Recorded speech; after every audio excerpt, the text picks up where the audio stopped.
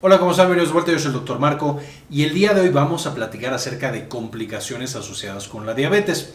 Evidentemente hay una gran cantidad de complicaciones, entonces el día de hoy solamente vamos a hablar de las 7 más graves en el sentido de que pueden llevar al paciente a que fallezca o que puede causarle una discapacidad permanente, ceguera, una amputación, etcétera, etcétera. Una vez más, estas no son las únicas. Finalmente vamos a hablar de cada una, cómo inicia y en qué acaba, justamente porque el propósito de este video es que sepamos cómo identificarla cuando va empezando y prevenirla para no llegar a esa complicación tan grave. Entonces veamos estas 7 graves complicaciones de la diabetes. Los infartos son definitivamente de las principales causas de muerte de un paciente que padece diabetes, tanto diabetes, cualquier tipo de diabetes, pero especialmente diabetes mellitus tipo 2, que tiene otros factores de riesgo todavía. Entonces, un paciente con diabetes, la glucosa elevada va a llevarnos justamente a daño en todas nuestras células, como hemos visto en videos pasados, como los que les dejo en la parte de arriba. Pero además estos pacientes usualmente, especialmente de nuevo los pacientes con diabetes mellitus tipo 2, van a tener otros factores de riesgo que se conoce a todo este conjunto como síndrome metabólico.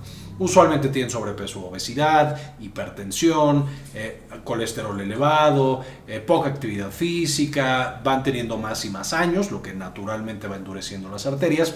Y entonces frecuentemente estos pacientes pueden llegar, por supuesto, a tener un infarto al corazón o un infarto cerebral. Pueden tener algún otro tipo, pero estos serían los dos más frecuentes. Y evidentemente para prevenir esto nosotros necesitamos estar monitorizando a nuestros pacientes con diabetes acerca de todos estos factores de riesgo, por supuesto, hipertensión o presión arterial, niveles de colesterol, que su diabetes esté bien controlada, que no fumen, que no consuman alcohol, etcétera, etcétera. Es decir, como ya la diabetes en sí es un factor de riesgo para infartos, vamos a necesitar que todos los demás factores de riesgo estén muy bien controlados. La neuropatía es definitivamente también de los principales factores de riesgo y complicaciones graves, no solamente porque puede causar una discapacidad muy severa en el sentido de un paciente que tiene neuropatía diabética dolorosa y todo el tiempo tiene dolor muy intenso, o pacientes que no pueden mover ciertas partes del cuerpo y tienen debilidad o tienen problemas ya intestinales. Todas estas de nuevo son muy discapacitantes, pero definitivamente de todas las neuropatías la más severa es la neuropatía de los nervios que llegan al corazón. Y esto debido a que, por supuesto, estos nervios que llegan al corazón usualmente controlan el ritmo cardíaco y entonces un paciente con neuropatía diabética autonómica, de nuevo, de estos nervios que llegan al corazón, puede causarle arritmias severas a este paciente y entonces facilitar la aparición de enfermedad del corazón y, por supuesto, que el paciente fallezca debido a causas cardíacas.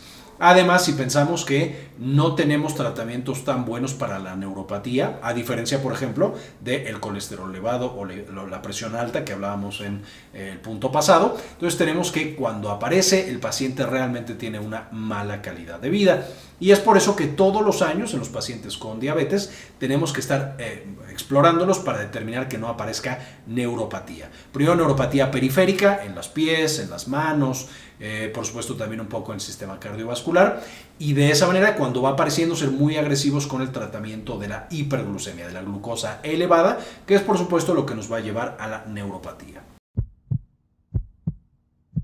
Las infecciones son extremadamente comunes en pacientes con diabetes, siendo por ejemplo la infección de vías urinarias algo que es relativamente común y aparece constantemente en estos pacientes. Sin embargo, una infección que no se controla de manera adecuada al principio, como el sistema inmune de los pacientes con diabetes está apagado, tienen inmunosupresión, estas bacterias, estos virus, estos hongos usualmente se pueden salir de control, causar una infección más y más grave hasta que tienen una infección generalizada y finalmente un proceso de sepsis, que es una infección extremadamente severa que hace que el sistema inmune se descontrole por completo y nuestro sistema inmune acaba destruyendo nuestro propio cuerpo. Entonces la sepsis, por supuesto, ya tenemos todo un video que les dejo en la parte de arriba, pero es la versión más severa de cualquier tipo de infección y los pacientes con diabetes tienen un riesgo elevado, de nuevo, de infecciones y que esta infección progrese hasta sepsis o una infección muy severa. Entonces, por eso necesitamos en los pacientes tener mucho cuidado para prevenir infecciones. Una vez más, de las más comunes, infección de vías urinarias. Entonces, hay que preguntar a los pacientes y que tengan todos los mecanismos para prevenir infecciones de vías urinarias que hemos platicado ya en videos pasados del canal. Número 2, también muy frecuente, el pie diabético, que lleva a úlceras, se infecta justamente la úlcera y de ahí se puede propagar esta infección. Y finalmente, por supuesto, también cosas como neumonía, para lo que necesitamos prevenir a estos pacientes con la vacunación adecuada. La vacunación para neumococo a partir de los 65 años, la vacunación contra influenza cada año en invierno y, por supuesto, la vacunación contra COVID-19. Uno de los principales sitios en los cuales convergen todas las alteraciones que tienen los pacientes con diabetes es, sin lugar a dudas, el pie. En el pie van a tener problemas en la circulación, en el sistema inmune, en los nervios, y esto lleva, como mencionamos en el punto pasado, a úlceras, la aparición de úlceras y posterior a infecciones. Y esto hace, por supuesto, que una infección que ya está avanzada, como el sistema inmune no logra controlarla porque tampoco está funcionando bien, vamos a requerir amputar esa extremidad. A veces es amputar una pequeña parte del pie, un dedo, una parte del dedo. A veces son amputaciones mucho más amplias porque ya el hueso está tomado y entonces no vamos a lograr contener esa infección y va a acabar matando a nuestro paciente. Es por eso que una de las principales cosas que hay que hacer es estar monitorizando los pies de los pacientes con diabetes. Entonces, estar checando que no haya úlceras, que no haya lesiones, que el calzado sea adecuado anatómicamente, que sea cómodo, que deje respirar el pie, etcétera, etcétera. Aunque los pies son la principal órgano, el principal sitio anatómico que es susceptible a estas lesiones y posteriormente a la complicación que lleva a la amputación, vamos a ver que las manos también son frecuentemente afectadas. Pueden aparecer úlceras, pueden aparecer también lesiones y también la neuropatía. Recordemos que lo más común es que se dé en mano o en calcetín y guante, es decir, en pies y en manos. Entonces, estos son dos sitios críticos. Las manos, de nuevo, son un poquito más fáciles de ver y de checar que hay alguna úlcera o alguna lesión, pero es muy importante estar pendientes todo el tiempo en este tipo de lesiones para atenderlas de manera oportuna, por supuesto, no dejar que avancen y evitar estas amputaciones. Así como en todos los demás puntos que hemos mencionado, también uno de los aspectos más importantes para la prevención, para que no lleguemos a esta aparición de úlceras y posteriormente a la amputación, es el control de la glucosa. Tener un adecuado nivel de glucosa es lo que más protege a nuestros pacientes. Vamos a tener que uno de los principales órganos que es afectado también por el exceso de glucosa es definitivamente los vasos sanguíneos y los nervios de los ojos. Y entonces vamos a tener cataratas, vamos a tener ceguera por retinopatía diabética, entre otras cosas. Entonces los ojos van a estar terriblemente afectados cuando tenemos un paciente con diabetes. Y es por esto que, además del buen control de la glucosa, vamos a necesitar que los pacientes acudan al oftalmólogo una vez al año para que revise el fondo de ojo, vea los vasos sanguíneos, vea los nervios y vea que todo está bien en ese fondo de ojo y en esos nervios de los ojos. También, si aparece ya una lesión, el tratamiento al principio es relativamente sencillo, relativamente manejable. Llega un punto en el cual ya la lesión es tan importante que se haga lo que se haga, ya se va a perder la visión en ese ojo. Entonces, por supuesto, hay que detectarlo a tiempo. Finalmente, además del problema de los ojos y de la ceguera, que de nuevo es de lo más sabido, de lo más común, también tenemos que ser muy cuidadosos con el tema de nuestros oídos. Los pacientes con diabetes, esta misma neuropatía y estos mismos cambios que tienen por la hiperglucemia, los puede llevar también a perder la audición. Además, se pierde, por supuesto, el tacto a través de la neuropatía, es decir, hay muchos sentidos que son afectados, pero en el nivel de discapacidad, probablemente el número 1 sería la visión, también por frecuencia, la visión. Número 2, la audición. Número 3, el tacto. Y por supuesto, propiocepción y todas estas otras cosas también se ven severamente afectadas. Entonces, los sentidos tenemos que estarlos checando cuando estamos en consulta con estos pacientes para asegurarnos de que no progrese y de que no se afecte tanto su calidad de vida. La diabetes va a ser también la principal causa de daño renal y de insuficiencia renal o enfermedad renal crónica que hay en el mundo.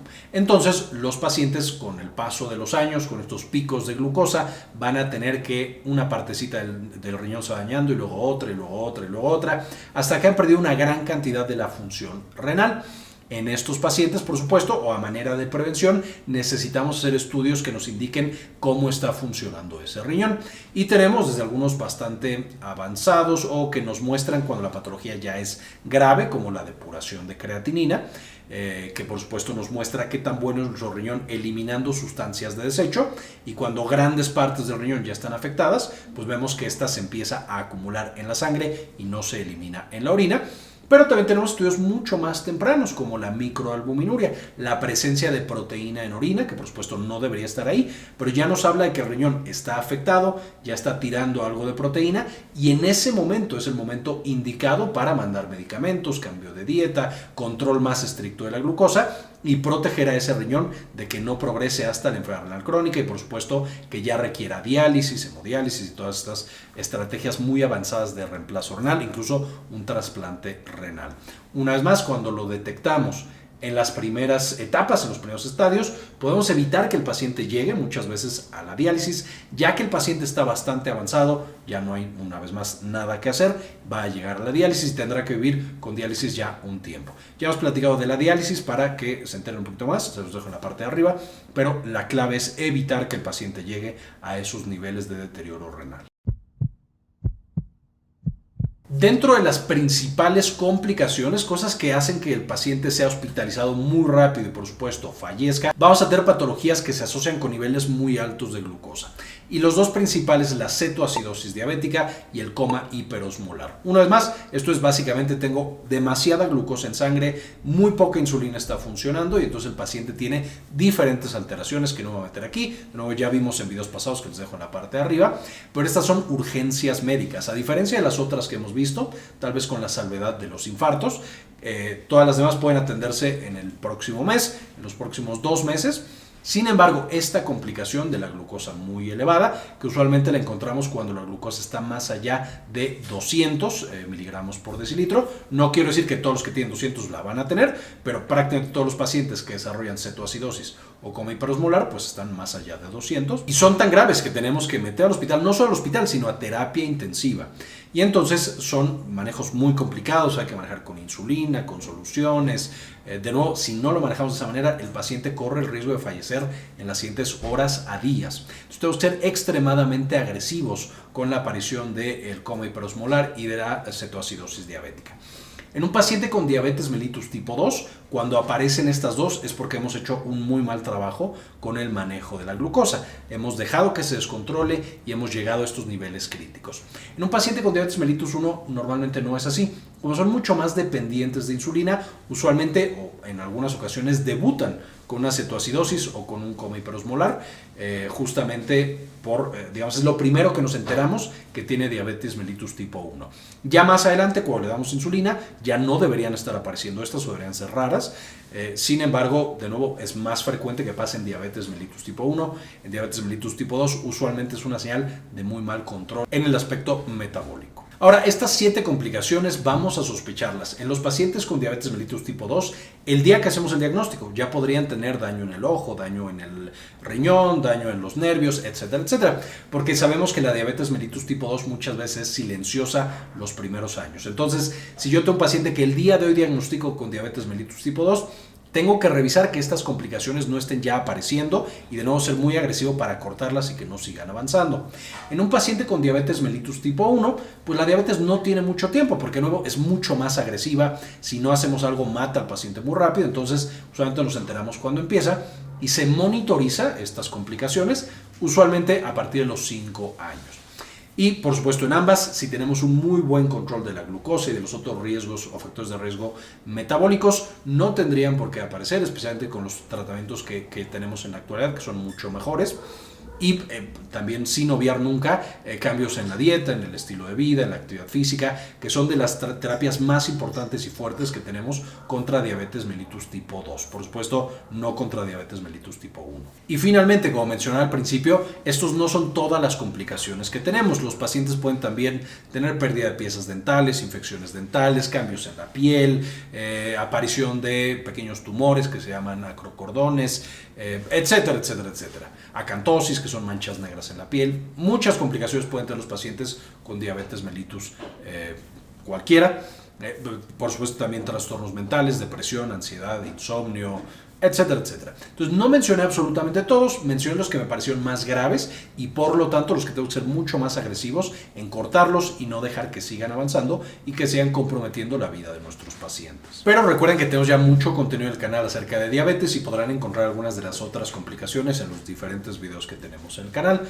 Antes de irme, por supuesto, quiero agradecer a algunos de los miembros que apoyan al canal con una donación mensual de $1 o de $2 y este video se lo dedico a María Eugenia Sobrino, Manuel Suárez, Héctor del Solar Andaur, Jorge C. Beltrán, Olga Hernández, Jorge Arturo Arbeláez, Yami Pascasio, Simón Canales, Mike Angelo, Delia González, Doctora Milis, Saúl Reyes, Doctora Susana Vidal, Rosaura Murillo, Doctor Fermín Valenzuela, Pablo Antonio, Matías Hernández, Liz53 y Luis Ernesto Peraza.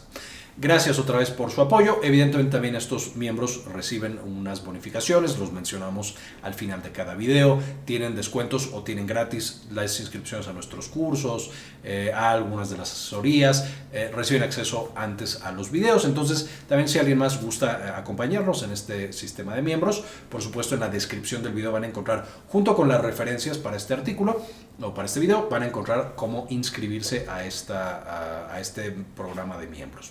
Muchas gracias por ver este video, compartirlo, todo lo que hacen con todos los videos. Espero les gustara, les sirviera y como siempre, ayúdenos a cambiar el mundo, compartan la información.